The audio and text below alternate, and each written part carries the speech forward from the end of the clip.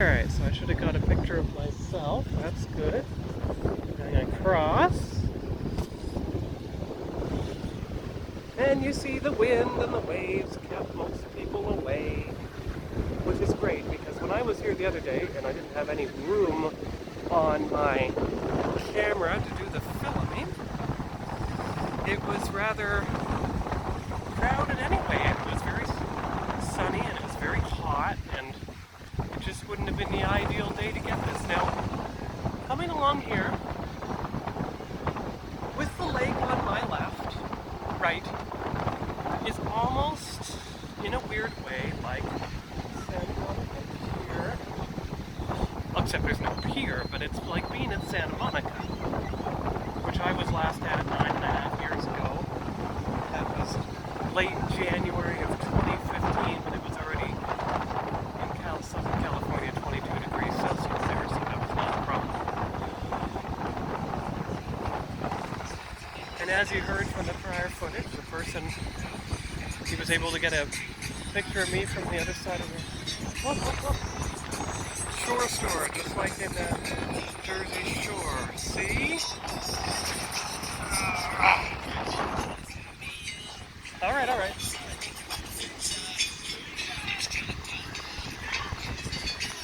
I guess they don't want it. There's the escarpment. There's the escarpment. Over there. There's the seagull. Giant buildings. There you go. Alright. Area. It's all empty. See? That's wonderful. There you go.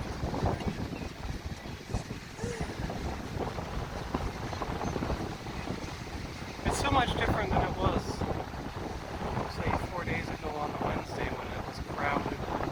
Everyone was here. Well, this wind and overcast sky and everything just got everyone away from it. No one's on the beach now. I can actually do this, get on the beach briefly to avoid the water here, and then get back on the biking trail after that.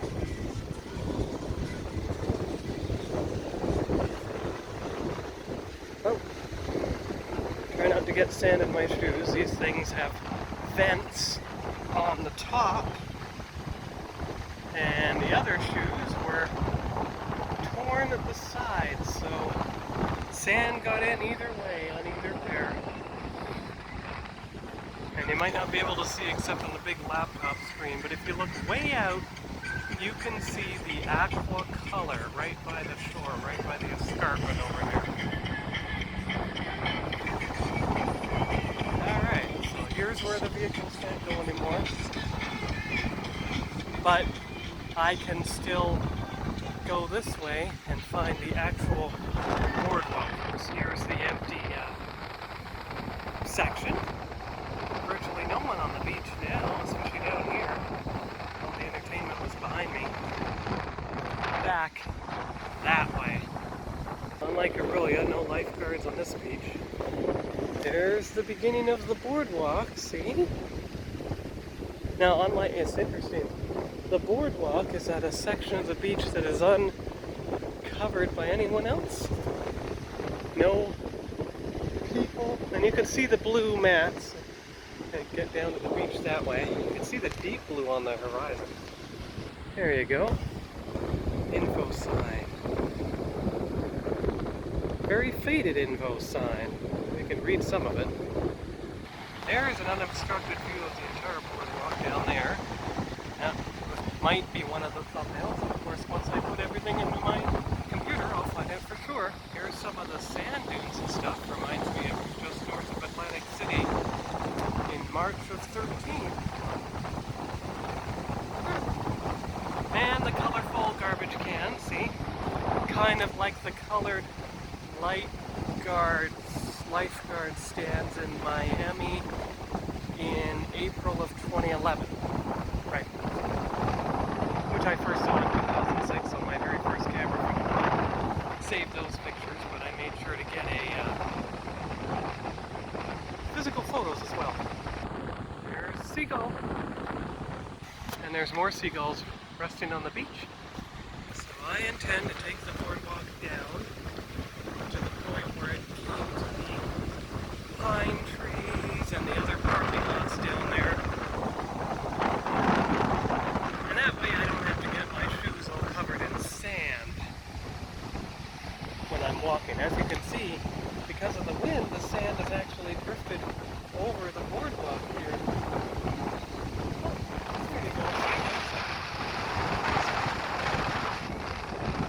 No one down here. Now there were still plenty of people down here on Wednesday when it was sunny, so it's a nice relief to come out here on a very windy day and not have to deal with them now. I don't know what that is, way out over there. It's a concrete building at the edge of the thing. You wonder if that's the Collingwood landmark building. It might be, and I hope to go to Collingwood next weekend for its small Comic-Con. We'll find out maybe. Now here's some more stuff. Very stunted tree there. And looks like a boat under a cover or something. See, no one here, hardly any at all. There's some more colored garbage cans, yep. Here's the whole panorama of the beach, you see. Looks like the boardwalk is coming to an end up here, so then we'll get into the trees and everything, and we'll take the path back. I'll just get a picture of each set. One more set, and then the boardwalk curves up to the road. More pine trees, kind of like a mountain setting. There's some picnic tables. And the last colored set with the beach in the background, and then you go up to the other buildings. So from here is where we'll access the park. I must say, a far less exhausting walk than it was earlier in the week coming this way. So now we go up here and continue on. Alright, let's see, 7 minutes of 36 seconds. You have about 2.5 minutes left of footage. Here's the park I spoke of earlier. And of course, you can go beyond the picnic tables and back over here, which is through the trees, yes. And get a few pictures here. Of course, see, no one's around. It's just us. Oh, that's beautiful. Framed by the pine trees and everything.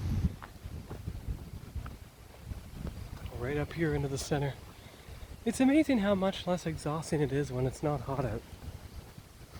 I mean, it's still a comfortable temperature. You can still be outside in indoor clothes. Oh, look at that one. There you go. The park benches in the center and everything.